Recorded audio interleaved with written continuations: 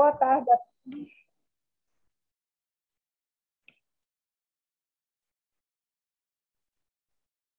Boa tarde a todos. É com enorme satisfação que a Justiça Federal no Rio Grande do Norte participa deste encontro do programa Caravanas da Segurança e da Proteção de Dados, programa este que integra o Plano Regional de Capacitação promovido pela Justiça Federal da 5ª Região. Nesta tarde, os palestrantes Bruno Fernandes e William Leiros apresentarão a temática Privacy by Design. Convidamos, neste momento, o juiz federal Carlos Wagner Dias Ferreira, diretor do foro desta sessão judiciária, para fazer a abertura do evento. Com a palavra, o doutor Carlos Wagner. Bom dia a todos. Aliás, boa tarde, desculpe. Boa tarde a todos e a todas. É uma satisfação ter a oportunidade de revê-los, de estar aqui neste 6º encontro virtual de caravanas de segurança e proteção de dados da rede de inovação JF5. Dizer que é uma satisfação, uma alegria enorme anfitrionar, na condição de diretor do foro, este evento virtual, que certamente será muito profícuo para tratar sobre a privacidade desde a concepção de um projeto, e não pensar no elemento da privacidade somente no curso ou depois que o projeto está formatado e desenhado. Contaremos aí com palestras, sem dúvida nenhuma, excepcionais dos nossos grandes representantes aqui da Seção Judiciária do Rio Grande do Norte, Bruno e William, que certamente irão aprofundar essa temática.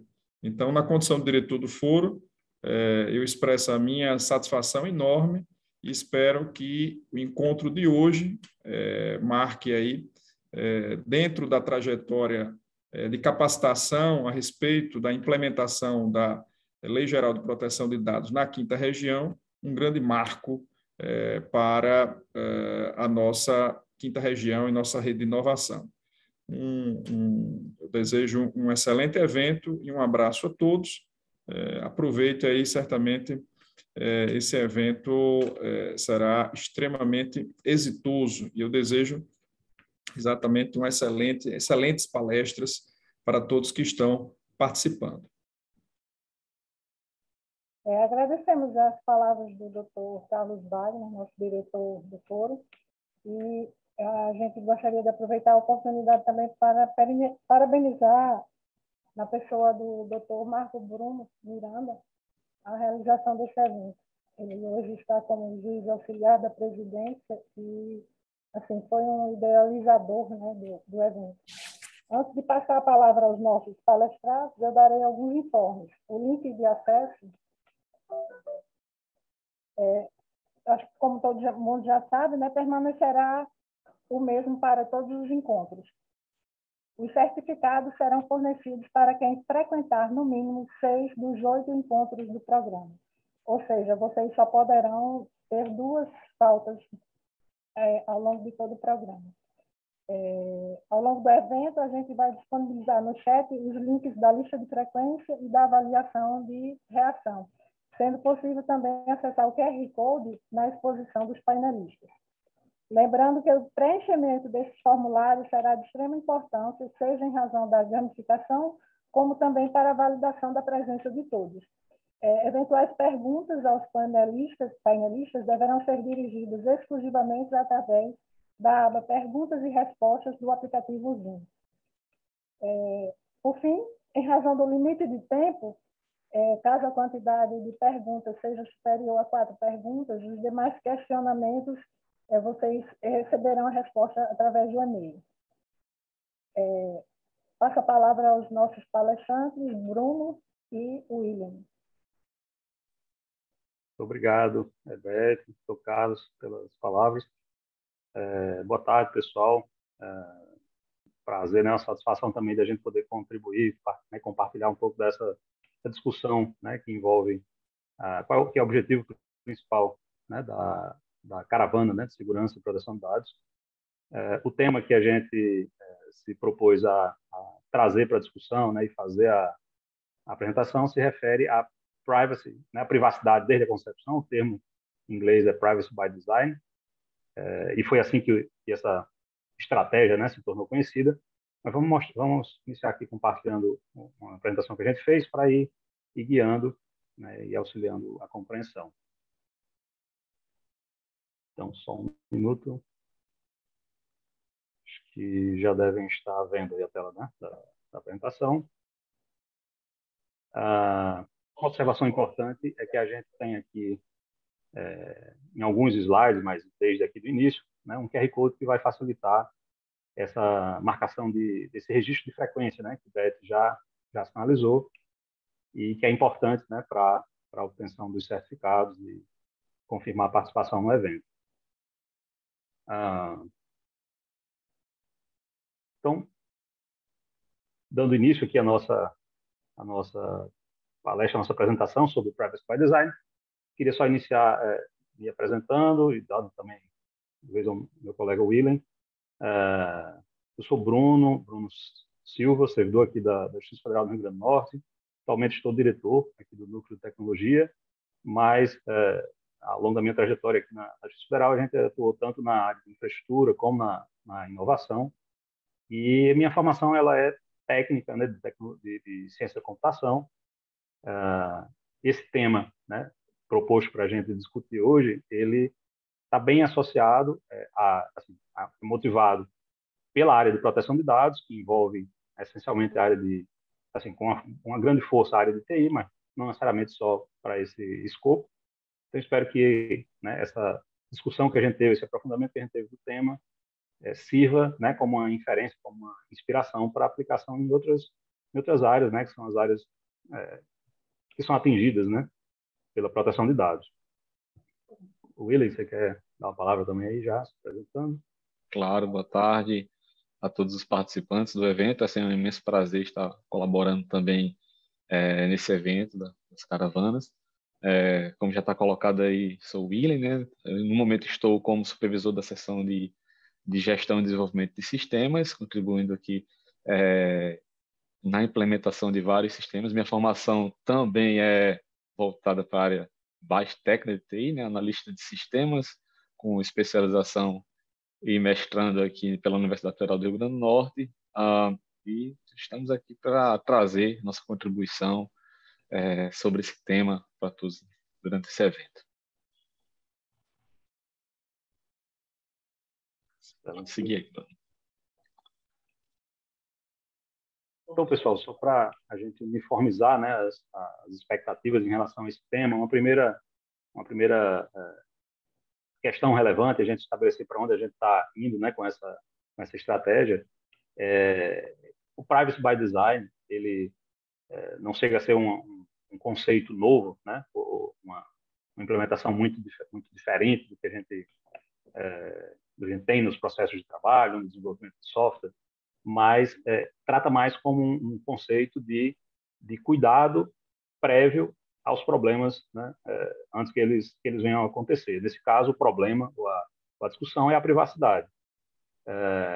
A ideia de implantar uma estratégia, uma cultura, né, de atenção à privacidade está associada essencialmente a gente poder pensar nisso antes que as coisas aconteçam e não ficar aguardando, né, ou não deixar para que essa dinâmica ela aconteça só quando o problema já estiver instalado, quando uma falha de segurança for detectada e a gente tem que sofrer com os danos, né, decorrentes dessa ausência de planejamento, de preocupação.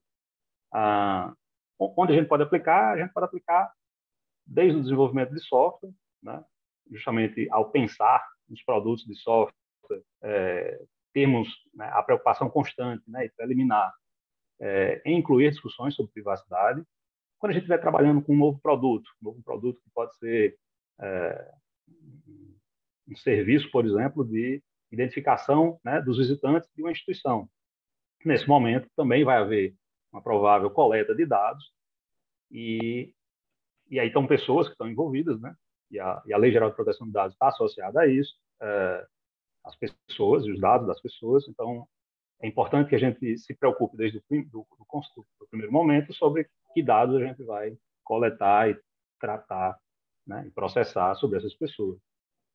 uma campanha de marketing, os projetos, em geral, a gente pode ver que todo novo produto, né? Ou seja, todos os resultados de um projeto que tenham relação com pessoas e os dados dessas pessoas, é importante que a gente faça essa análise prévia e permanente ao longo da concepção, ao longo da ideação do projeto, para que a gente inclua a preocupação do processo, né, de proteção de dados e de privacidade, e permita que a gente saia, ao final desse processo, com um produto aderente, né, às normas e às preocupações com privacidade. É trazer a preocupação da privacidade desde a concepção, né? Não deixar para se preocupar nisso após o produto estar pronto, né? Aquele famoso prevenir para remediar, né? Então, vamos tratar um pouquinho antes para evitar que a gente tenha um problema no futuro. Esse termo ele foi cunhado pela doutora Anne Calvoken, né? E um outro comissário que atuavam, né, na União Europeia com questões de privacidade, ainda bem antes, né, até dos escândalos lá da Cambridge Analytica e o mesmo da GDPR, né, que deram origem a essas preocupações mundiais em torno da proteção de dados, mas com a preocupação que eles tinham ainda lá em 1995 sobre como implantar, como viabilizar estratégias para garantir um melhor cuidado, né, dos produtos que eram tratados no governo, nesse caso canadense e belga. Acho que esse John Borken é um membro da Bélgica, mas em discussões relacionadas a isso, a como implantar estratégias de maior privacidade nos produtos que eram desenvolvidos, né, e elaborados no âmbito desses estados. A preocupação era garantir que as empresas ou mesmo instituições públicas, né, que manipulam, né, dados pessoais, dados dos seus clientes e usuários, cidadãos, relacionados a que essas empresas tenham preocupações com proteção de dados, privacidade, em todas as etapas, né? Isso principalmente quando isso envolver essa manipulação pelas empresas. Essa aqui é a doutora Anne Calvoken. Importante assim, reforçar que ela tem esse papel, né, de comissária de informação e privacidade lá em Ontário. Ela que cunhou mesmo esse termo, né, e aí por isso merece essa referência. Apesar de ser um termo que foi inicialmente muito associado à engenharia de sistemas, né, de software, e essa participação da própria doutora Anne Calvoken no estabelecimento, né, dessa definição, uma questão curiosa é que ela é uma psicóloga. Ela não é um engenheiro de software, não é alguém da área jurídica, né? Apesar da comissão, né, essa comissaria de informação e privacidade, ela é formada por um grupo multidisciplinar, mas a preocupação dela nasceu mais em como garantir que os processos garantissem a privacidade, né? Ou seja, tendo um olhar diferenciado, né, em relação aos colegas que estavam mais associados ou às questões mais técnicas ou às questões mais de regulação. Foi uma preocupação mais relacionada ao negócio, né, à estratégia do negócio, e como garantir que essa finalidade de privacidade fosse garantida em todo o processo, e principalmente fosse garantida antes, né, que o processo tivesse sido entregue, né, revisado ou o produto idealizado. Aplicações possíveis, né, onde a gente poderia usar essa estratégia de pensar a privacidade antes do tempo, né, antes do momento final, que o produto está pronto. A gente pode pensar aqui, por exemplo, na hora que a gente for discutir ou for idealizar a implantação de um sistema, por exemplo, de monitoramento, né, por câmeras, né, ou de centrais de informações, né, por gravação por vídeo, né, dentro de uma instituição ou mesmo dentro do prédio, né, dentro de uma instituição pública. Esse conjunto de informações, né, que vão sendo capturados por câmeras de vídeo, eles vão, muito certamente, capturar imagens de pessoas que vão estar trafegando no local. E aí vem as questões sobre onde é que esses dados vão estar sendo guardados, onde é que esses dados, que tipo de informação esse dado vai estar capturando, né, essas câmeras. vão estar capturando imagem das pessoas que conseguem identificar, portanto, dados biométricos, né, dessas pessoas. Que tipo de finalidade eu tenho para essa informação, né? E como é que ele vai ser tratado, quem vai operá-lo.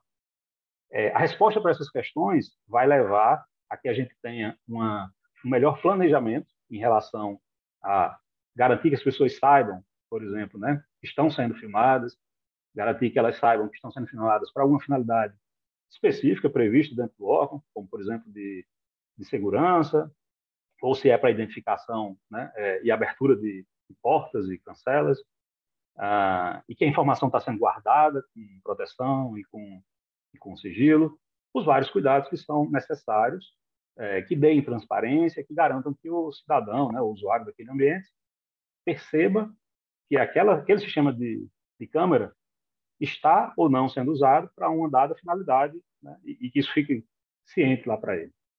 A mesma coisa, a gente pode expandir esse conceito para análises biométricas mesmo, né? Seja por digital, seja pela íris, e outros conceitos, né, de monitoramento biométrico, que também tem essa mesma preocupação, né? São dados que vão estar sendo coletados de um cidadão, de um usuário, que merecem ter essa transparência, ou essa preocupação com a segurança, ou mesmo a aceitação, né, dependendo dos casos, do cidadão, do usuário, em relação a como aqueles dados estão sendo tratados. Isso vale, então, para toda essa experiência que o cidadão, usuário de um determinado sistema, vai poder ter em relação a como esses dados vão sendo manipulados. Uma outra inspiração, outra prática possível seria um software.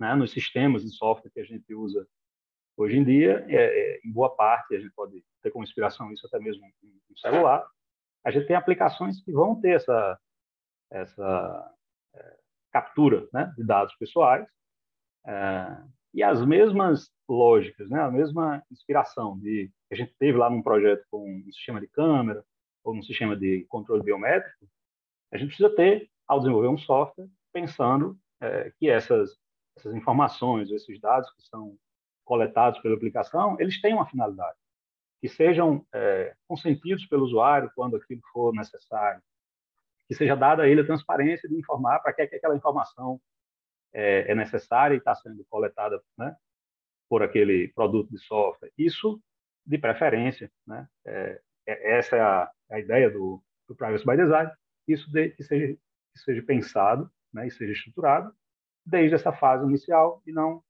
deixemos para estruturar isso depois que o produto estiver pronto, depois que as câmeras estiverem instaladas, depois que o meu sistema de controle biométrico esteja implantado na instituição, que aí sim eu venha pensar nos impactos que podem ser, inclusive, judicializados, né, do mau uso, né, dessas informações, desses equipamentos, dessas tecnologias. William, você querendo me interromper? Fique à vontade. Interessante essa abordagem que vão ter falado, e principalmente hoje nesse sentido de câmeras, a gente tem hoje câmeras de alta resolução, que inclusive é possível dar um zoom, por exemplo. Então, em determinadas situações, a resolução da câmera é tão alta, e com o zoom é possível até você ver o que está escrito em um papel que a pessoa esteja no ambiente lendo. Então, você perceber o nível, né, que pode ser explorado. Então, essa questão da privacidade é tão importante, a gente ter essa publicidade, ter essa transparência com os usuários da publicidade, bem como também quem está operando esses sistemas, essas câmeras, eles têm a completa compreensão também da privacidade e dos direitos. Então, a gente percebe aí o nível de importância que tem conceitos que a gente está trazendo aqui e que também hoje está sendo linkado, né, com a nossa LGBT. Essa questão, né, que você comentou aí, eu acho que é um ponto bem importante que eu também não tinha abordado assim até então, dessa necessidade de a gente, e a gente vai tocar nisso um pouco mais à frente, mas é importante já reforçar, da preocupação que isso seja aculturado na instituição, né? A preocupação com a privacidade e com esses cuidados em relação à implantação dos projetos ou das iniciativas em geral, não necessariamente de produtos de TI, que eles envolvam todos os operadores, né?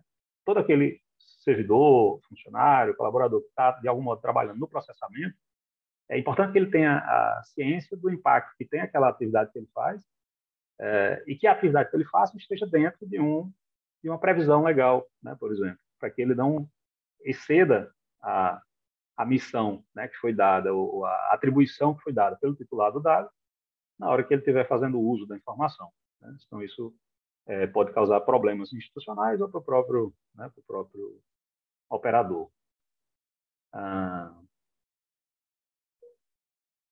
Além dessas aplicações que a gente já sinalizou, né, que já trouxe como exemplos, como amostras, né, de uso genérico do produto, é importante observar também que a própria LGPD, assim como a GDPR, né, trazia essa previsão para a aplicação da privacidade desde o princípio, né, nos seus artigos. Aqui na LGPD, no artigo 46, em especial, né, quando se define, né, que os agentes de tratamento devem adotar essas medidas, né, de segurança, técnicas administrativas para a proteção dos dados, o parágrafo 2º traz bem explicitamente essa necessidade, essa relevância de que a preocupação com a privacidade ela venha desde a concepção, né, que ela não surja quando o serviço já estiver sendo executado ou quando o produto já estiver na prateleira, porque aí, além de ser tarde, vai existir um custo de readaptação para incorporar conceitos de privacidade,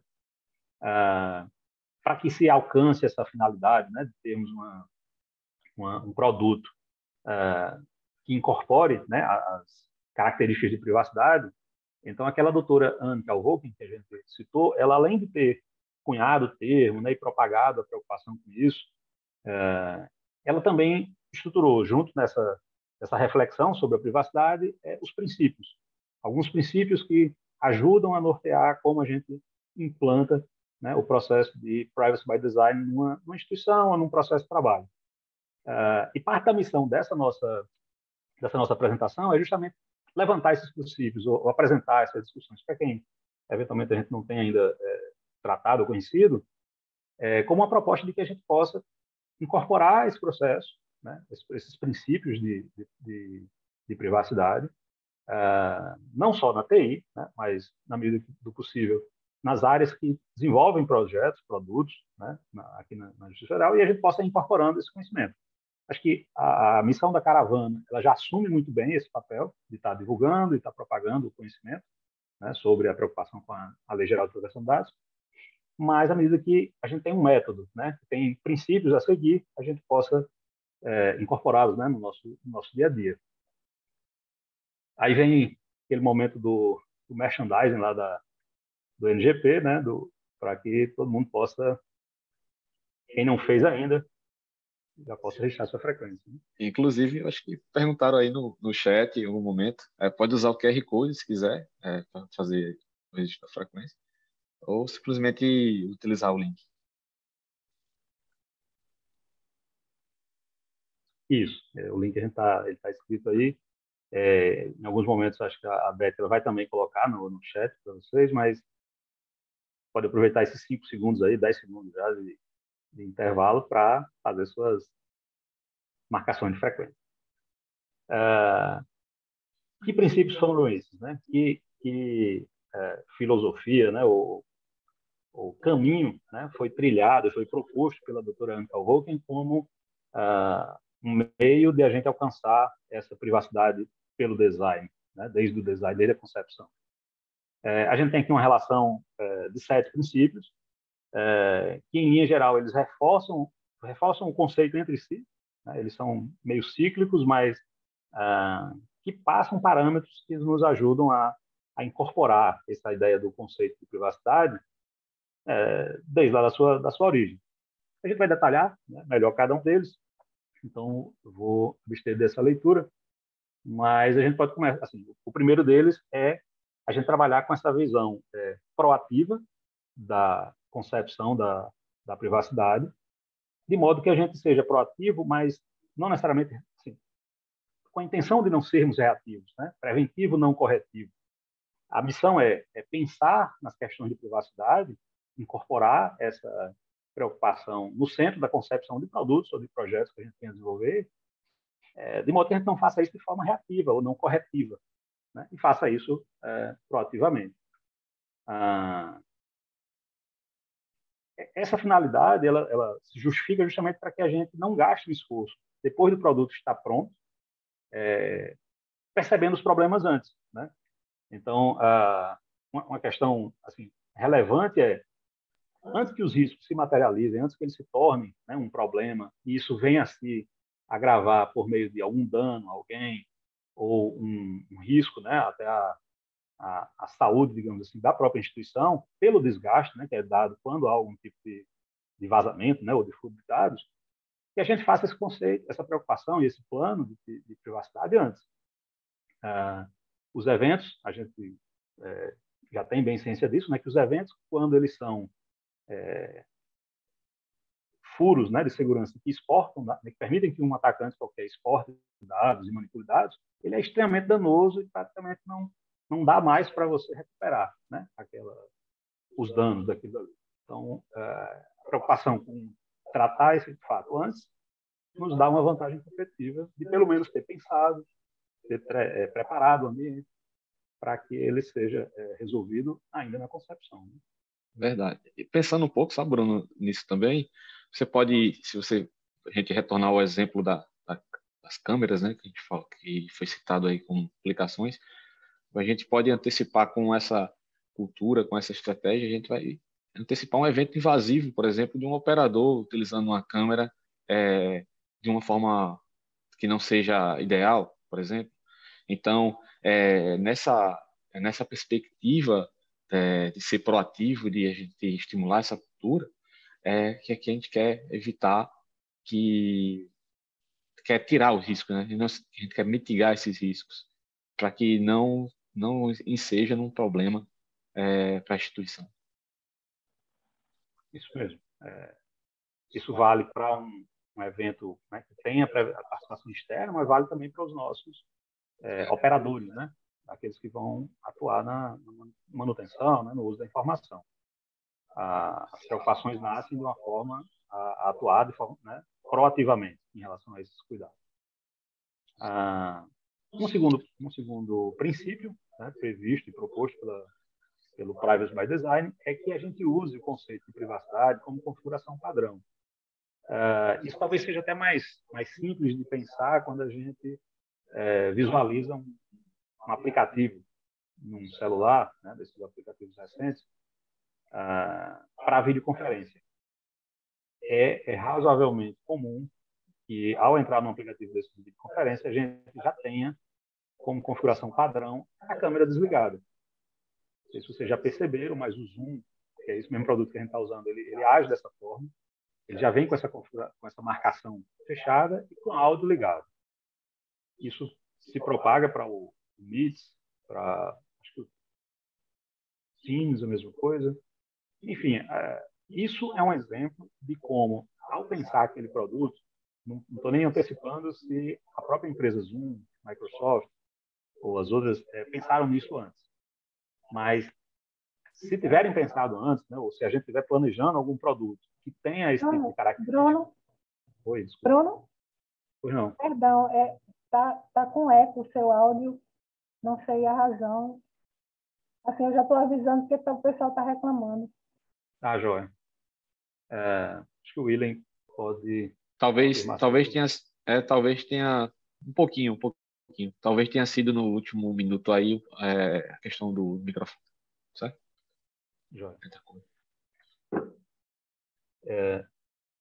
Qualquer coisa você confirma, Beto, se estiver ainda continuando.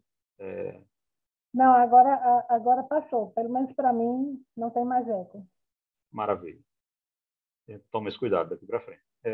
Então, assim, em relação a essa preocupação, né, da privacidade como configuração padrão, é uma estratégia que a gente pode adotar. Esse exemplo da imagem, né, das câmeras fechadas, é um bom exemplo, porque é um produto que a gente tem usado muito recentemente, mas isso pode se refletir em vários aplicativos. Né? Naqueles aplicativos em que haja alguma necessidade de exposição pessoal ou de algum dado pessoal, que a configuração padrão seja, por exemplo, nunca expor o número de telefone, nunca expor o dado de CPF, né? Qualquer outro dado que seja pessoal e que tenha alguma preocupação maior em relação ao mau uso desse dado, que esses dados possam estar, pensando do ponto de vista de TI, mascarados, né? Usando algum tipo de, de, de sombreamento que não exponha a informação. No caso do vídeo, que a informação seja desligada, né? E aí você não usaria por padrão. Se o usuário consentir e ele quiser ativamente liberar aquela informação, ele vai lá e libera, né, a informação. Me lembra que, por exemplo, alguns aplicativos de banco, né, já usam essa preocupação, até com outro sentido também de proteção, mas que os saldos, né, as informações de investimento, etc., você tem que ativamente liberar para que elas sejam apresentadas. É um outro exemplo de que a configuração padrão seja, né, não expor certas informações que são mais sensíveis.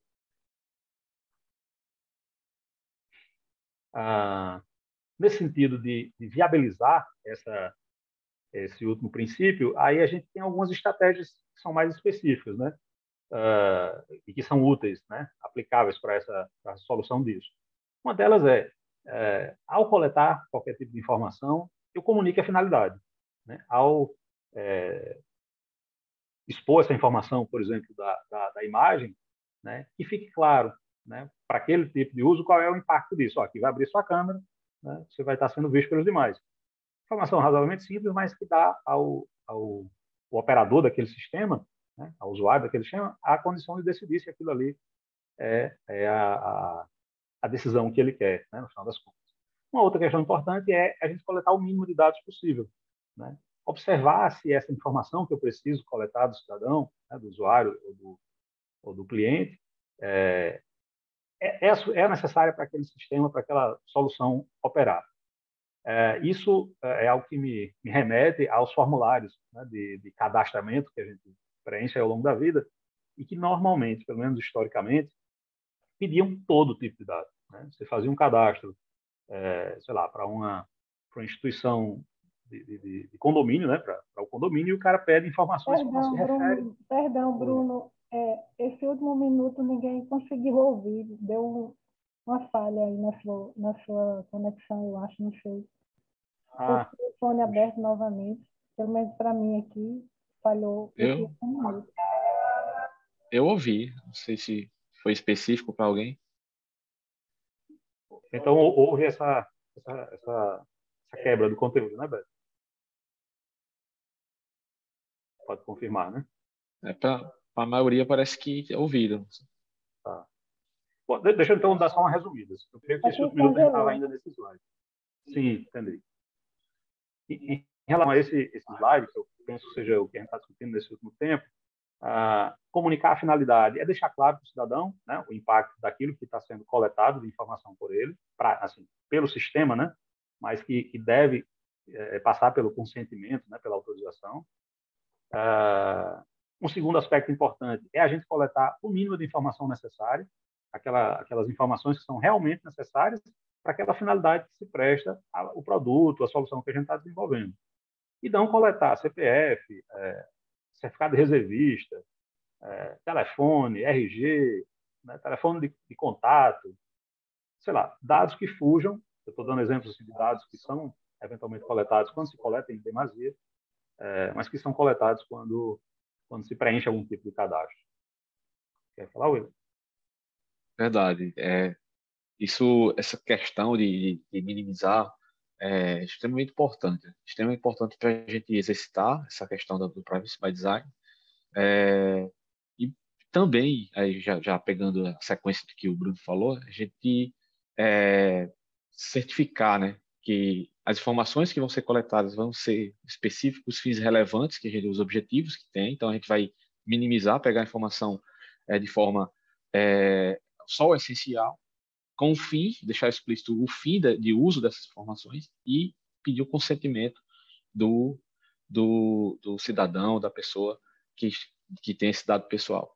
Então, basicamente, dando continuidade que o Bruno falou, nesse momento para trazer o Privacy by Design padrão, são aí 3 passos, assim, 3 sugestões básicas nesse sentido.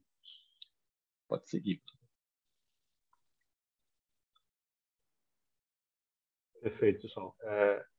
Uma outra um outro princípio, né, relevante e provocado, né, pela metodologia, é a gente fazer a inclusão, né, desses conceitos de privacidade no próprio design, no próprio projeto. Tá? É não pensar o processo de privacidade como um produto à parte. Tá?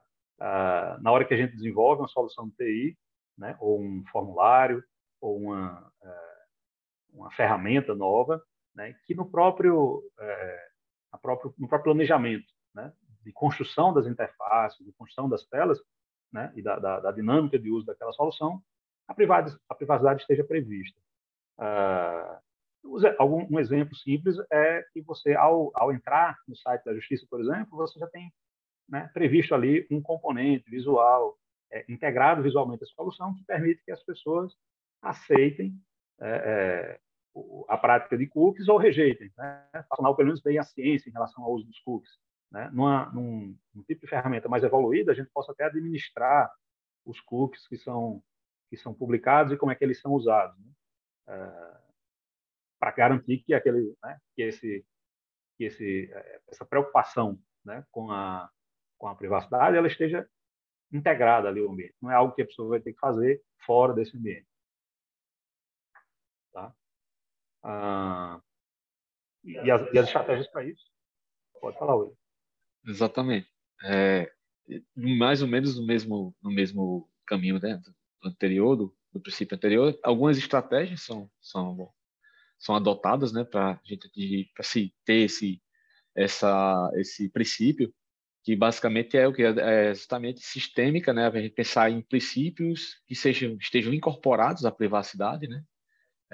Tem que ter uma abordagem sistêmica para que isso esteja incorporado nos processos que a gente trabalha. Então, é importante que a gente tenha essa sistemática, que a gente incorpore esse princípio nas nossas ações, né, de trabalho, seja em aspectos mais técnicos de uma arquitetura, de um sistema, ao desenvolver um portal, por exemplo, no contexto de tecnologia de informação, até mesmo você como servidor nos seus trabalhos, na sua sessão, na sua lotação, você incorporar uma sistemática, os princípios que protejam, que estejam por default, que isso seja já padrão no seu trabalho, no dia a dia, essa privacidade com os dados pessoais que você está ali trabalhando. Então, um outro ponto que é colocado aí a gente sempre está fazendo avaliações de um impacto de risco, né, de estar trabalhando com esses dados. Então, a gente fazendo uma avaliação de quais ações que são um risco para expor, né, dados pessoais. Então, a gente tem que estar avaliando, objetivando mitigar esses riscos. Então, se a gente avalia, verifica quais são os potenciais riscos para uma exposição de dados, e a gente, fazendo essa avaliação, a gente começa a adotar ações para mitigar esses riscos. Então, é um outro passo para essa questão desse princípio, né, que está embutido, que está incorporado no nosso processo de privacidade. E, dessa forma, a gente minimiza os impactos tecnológicos, né, sobre as operações e sobre a arquitetura de TI.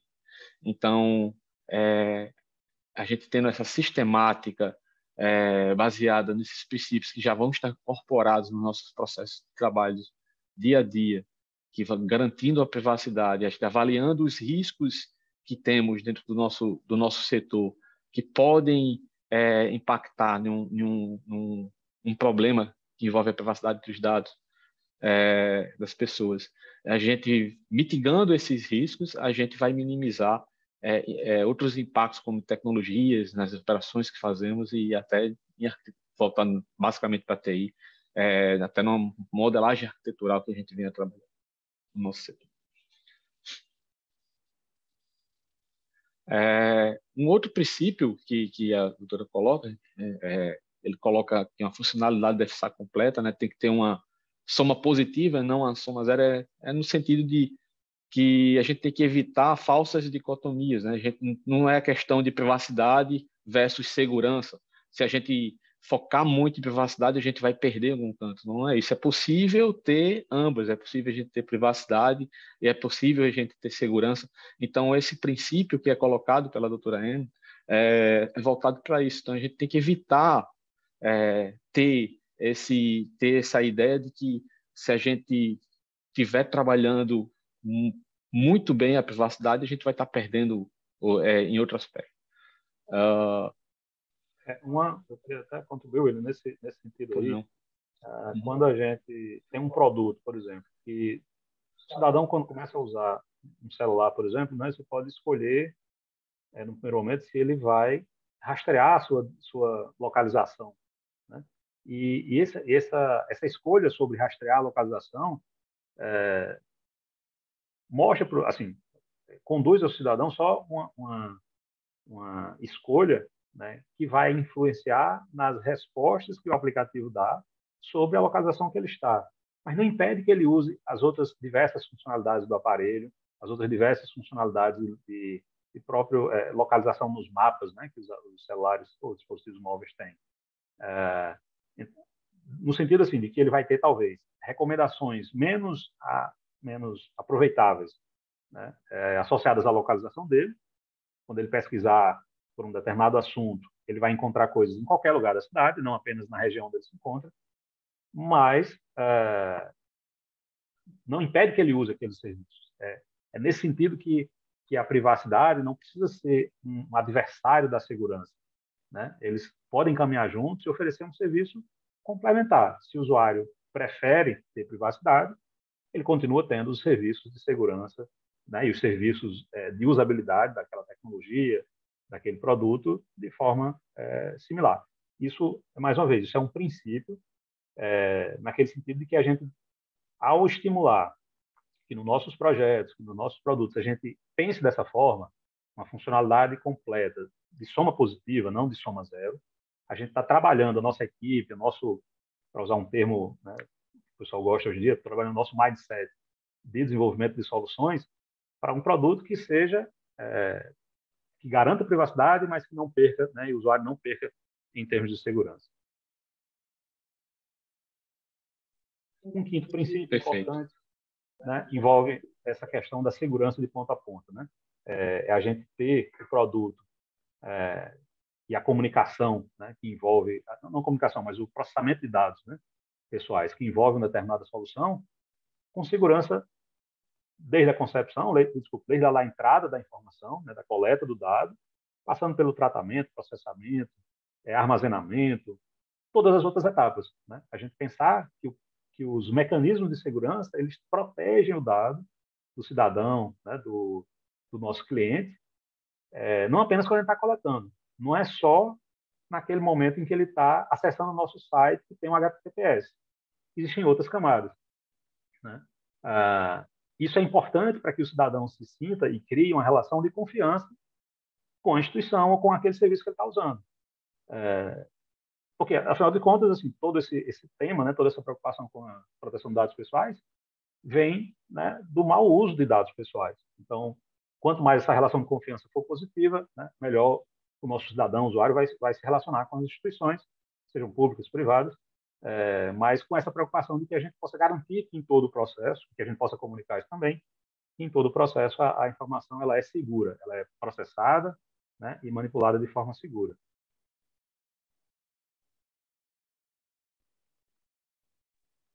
Exatamente. O Bruno falou bem aí, não envolve só a questão. Apesar desses slides a gente colocar aqui um pouco sobre o HTTPS, falar um pouco sobre o fluxo de comunicação, porque todos esses dados também, vale a pena a gente citar, porque todos esses dados também eles estão trafegando em uma rede, né? Uma rede mundial, que é a rede da internet. E essa rede ela está aberta, ela é passível de alguém interceptar essa rede e tentar pegar esses dados e capturar algum dado e ter um uso que não seja adequado. Um dos mecanismos para proteger isso é o uso da criptografia, né? E no caso da comunicação na rede, né? Assim, um dos principais métodos é o HTTPS, que no nosso caso A Justiça Federal já usa, né, e muitas instituições já usam o HTTPS para proteger o canal de comunicação. Como o Bruno disse, não é só isso, mas o principal assim, é estar protegendo dessa parte pública, desses dados que estão trafegando na rede. Então, o HTTPS ele vai estar ali protegendo, de repente, de um atacante tentar capturar a informação que está ali trafegando. Se ele capturar, como está mostrando na figura de cima aí, se tiver apenas com HTTP, ele vai conseguir, por exemplo, pegar um dado de uma senha que está aí, ABC 123. Mas com HTTPS, se ele conseguir capturar, ele vai pegar uma informação criptografada, então ele não vai ter essa informação, ele vai ter um passo a mais, ele vai ter que quebrar essa criptografia. Dependendo da criptografia, não é tão simples. Então, é um mecanismo que protege, né, traz a proteção desses dados. Passado. No caso, por exemplo, do nosso portal, foi só um exemplo aí para demonstrar, né? Nosso portal aqui da Justiça Federal, ele está ali com um cadeadozinho do lado do domínio, né, da aplicação, e ele, clicando no cadeado, mostra a conexão é segura e mostra as informações. Então, isso garante que a comunicação de um outro computador com o site da Justiça Federal, ela está segura, está criptografada no momento que que a informação está trafegando entre os computadores.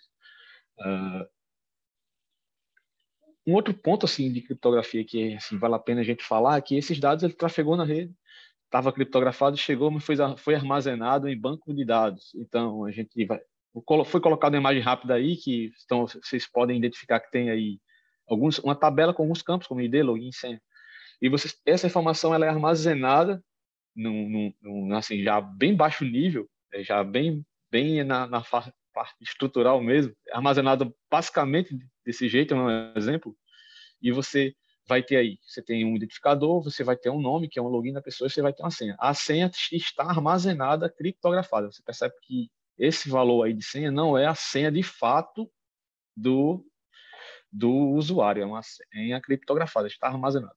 Hoje existem algumas abordagens que não só a senha vai estar criptografada aqui, mas também outras informações.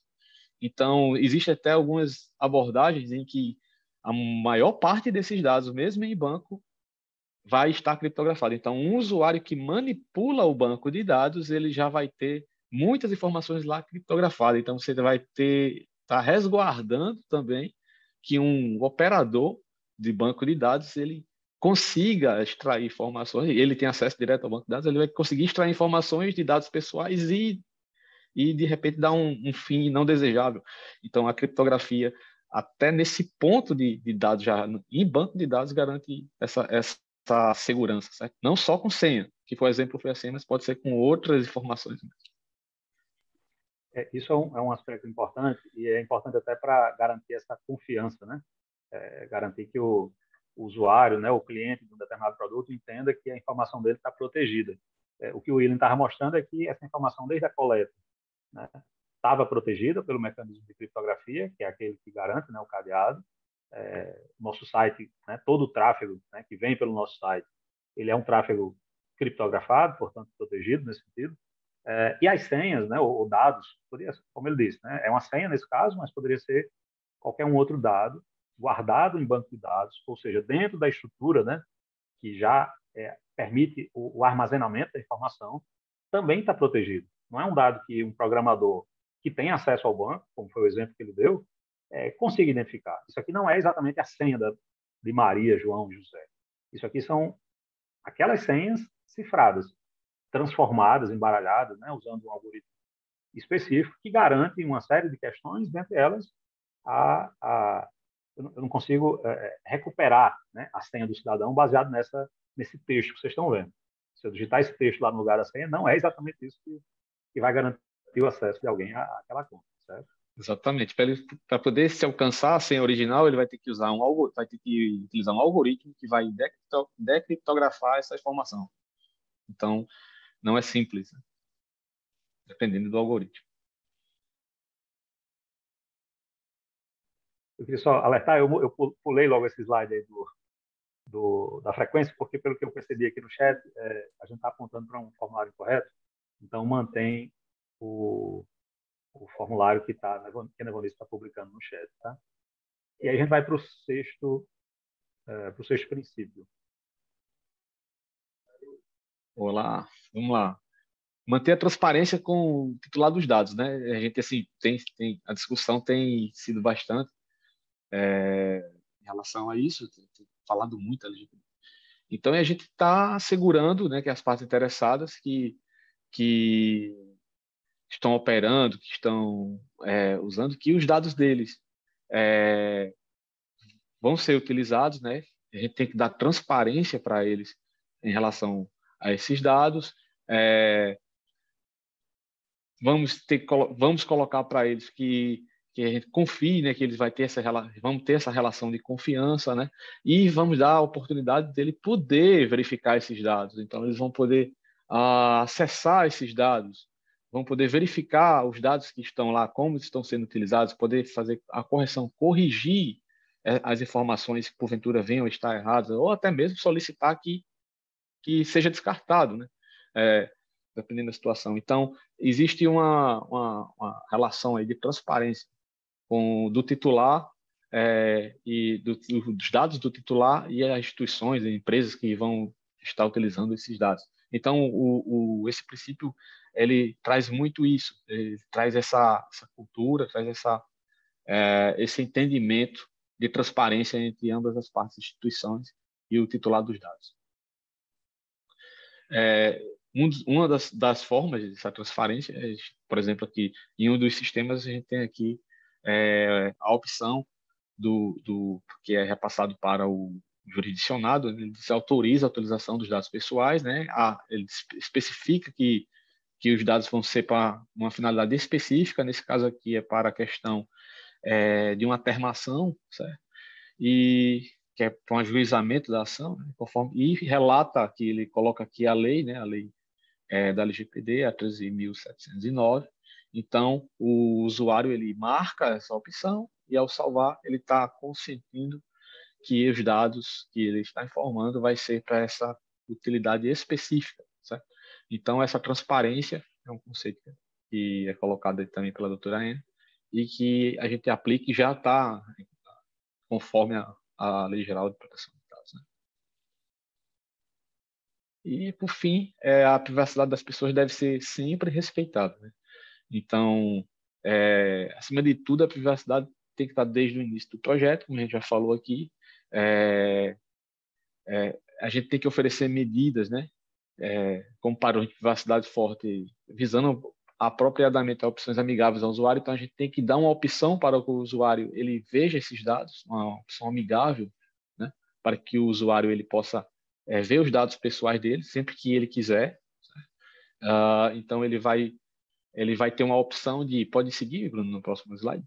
Ele vai ter uma opção, por exemplo, num dos nossos sistemas aqui, o sistema de estágio, o cidadão ele pode informar o CPF e o número de inscrição dele e um código de validação, que é um código que é específico, só ele tem, e ele pode verificar os dados que ele colocou, submeteu para fazer parte aqui do programa de estágio da Justiça Federal. Então, ele vai poder verificar se os dados estão corretos, se as informações que ele passou estão corretas, se os documentos pessoais que ele enviou estão corretos, e ele vai poder interagir com esses dados, alterar e até excluir algum documento que porventura ele tenha enviado. Então, assim, dessa forma a gente tratou aí, passou um panorama sobre os 7 princípios. Eu queria reforçar aqui, William, que a gente tentou compilar, né, aquelas estratégias que foram sugeridas, né, ao longo da apresentação de uma forma consolidada, né? Que estratégia a gente usa seguindo aqueles princípios todos, né, com boas práticas, com bons conceitos de privacidade desde a concepção, para atingir essa finalidade de ter uma concepção de privacidade desde o início.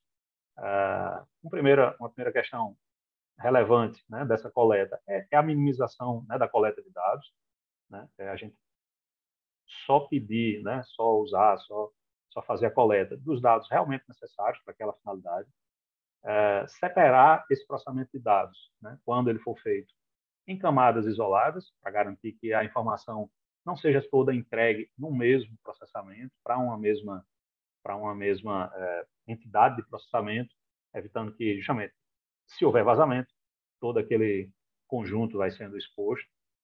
Fiscalizar e aplicar as leis, e aí a gente tem não só a lei da LGPD, mas tem as normas, né, específicas da instituição. Isso vai nos favorecendo a estar alinhados, né, com essas normas e obrigações, né, que são exigidas para cobrar certos dados do cidadão ou do usuário, e também alinhar aquilo que é previsto como uma obrigação das instituições de processamento. Ao informar, por outro lado, né, ao informar os titulares sobre esses eventos de processamento, a gente está cumprindo não só uma obrigação prevista em lei, mas também uma boa prática desses princípios, né, propostos aqui no Privacy by Design. Controlar a coleta e o tratamento, ou seja, na verdade, todo o fluxo, né, de manipulação dos dados é extremamente importante. Para isso, a gente precisa de mapeamento de processos, precisa de entendimento dos riscos, né, como foram colocados mais cedo, e ter esses processos todos sob controle, digamos, sobre nosso domínio, né, institucional, para que se possa identificar um eventual furo, uma eventual falha, onde ser corrigido e possa também ser tratadas as melhorias desses processos à medida que eles sejam necessários. Por fim, uma questão extremamente importante que é a cultura da privacidade, né? É implantar essa cultura de privacidade através de eventos como esse, de capacitação, de treinamento, de educação, mas também, né, da incorporação dessas estratégias ou desses princípios, né, nos processos das equipes, como uma estratégia perene, né, como uma estratégia comum de atenção e de tratar a privacidade como uma finalidade central. Aqui a gente faz algumas sugestões, tá, de temas de filmes, na verdade, né, que trazem as questões de privacidade como elementos de reflexão ou mesmo de denúncia. Tá? Esse filme do Snowden, ou Privacidade Hackeada, são filmes que apontam mesmo, né, os problemas decorrentes justamente, né, da exposição de dados. Mas esses outros três, assim, o dilema das redes, acho que é meio que um problema mais de identificação de pessoas que atuavam dentro das próprias empresas, das empresas, né, dos grandes players hoje de software, né, mundial, mostrando como é que esses dados são usados e eventuais mau usos, né, dessas coisas. Mas que serve como uma reflexão legal. Esse Mr. Robot e o Black Mirror, aí eles já são mais, digamos assim, distópicos, né? Já apresentam uma realidade diferente aí do que a gente tem assim, na situação atual, mas que servem de reflexão, servem de observação para onde podemos caminhar, né, caso os controles de privacidade não sejam observados não só pelos governos, mas pelas pessoas, e tratando essas questões que a própria LGPD veio para resolver, né, para sanar. Por fim, para não deixar assim, mais uma discussão apenas no campo mais filosófico, né, a gente também encontrou alguns frameworks, né, e aí isso é mais um apontamento para as áreas técnicas mesmo, que atuam e que servem, né, como referências interessantes para a gente estruturar nossas estratégias de incorporação de procedimentos de processação de dados nos projetos. Esses dois primeiros frameworks, o Lindum e o framework de privacidade do NIST, né, que é um órgão lá do governo americano, eles trabalham mais os processos, mas eles servem como uma referência muito interessante para que a gente inclua nos nossos processos de trabalho ou nas estratégias, né, de desenvolvimento de produtos, um framework que estrutura as questões relacionadas à privacidade. Então, isso pode vir a ser, né, seria um caminho, um pontapé inicial, né, de estruturação de um framework de privacidade. E no caso do Skyflow, não, aí já é um produto mais técnico, ele é exatamente uma API a ser integrada no desenvolvimento de software, que incorpora as questões de privacidade com propriedade. Nas buscas que a gente fez, esses produtos parecem ser bem, assim, boas referências, né, para a gente ter como pontapé inicial e como uma possibilidade de aprofundamento, né, dessa discussão do uso de frameworks relacionados à privacidade nos nossos processos, né, não só de TI, né, que é o caso aqui do Skyflow, mas no caso de processos de privacidade, de modo geral, com essas duas outras iniciativas. Algumas referências importantes. Uma questão importante é que esse material ele tem um conjunto de textos assim, mais denso, que vai servir até para que vocês possam baixar, né, e usar essas referências, usar essas definições que a gente colocou como um guia, né, para consulta futura, né? Isso foi um compilado, aí, um overview sobre essa área de Privacy by Design, trabalho que fizemos aí eu e o William. Aqui a gente tem justamente como baixar a apresentação, caso alguém queira baixar e ter essa referência, né, para justamente as pesquisas, né, posteriores sobre esse conteúdo. Justamente os slides estão trazendo esse tipo de informação mais densa com essa finalidade. Eu espero que nesse caso aqui a avaliação de reação esteja funcionando, mas aí a gente pode testar agora também, porque a URL, desculpe, o QR Code da outra a gente já viu que não tem funcionado muito bem. E é isso, pessoal. Muito obrigado pela paciência, pelo tempo de todo mundo aí que ficou vendo a gente.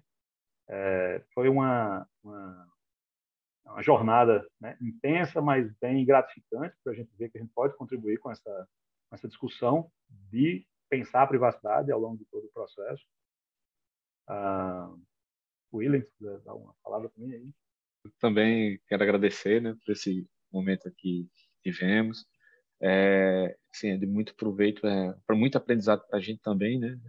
A gente foi imerso aí nesse tema, o Bruno, e a gente estamos também trabalhando aqui no setor para fazer parte dessa, absorver essa cultura, né? Absorver toda essa questão que envolve hoje a LGPD. Então, tenho só que agradecer a todos vocês por esse momento de estar aqui conosco e vamos seguindo a vida, vamos seguindo as caravanas, né, Bruno? Perfeito. Uma observação importante, William, que a gente terminou com exatamente 1 hora, viu? Então, estamos... Exatamente. Estamos à disposição, né, Bruno? Eu queria encerrar dando os parabéns a vocês. Eu acho que a apresentação foi brilhante, e aí pelo chat vocês vão ver que vocês estão sendo parabenizados por todo a turma de participantes. E, assim, eu acho que foi impecável. Eu só queria lembrar a todos que o próximo encontro vai ser na Seção Judiciária de Ceará, no dia 29 de setembro, a data prevista, né, para o próximo encontro. E, assim, agradecer pela presença de todos e dizer que valeu muito a pena. Obrigado pelo apoio, Beto. Obrigado a todo mundo. Obrigado, Beto. Obrigado, pessoal. Obrigado, Eduardo.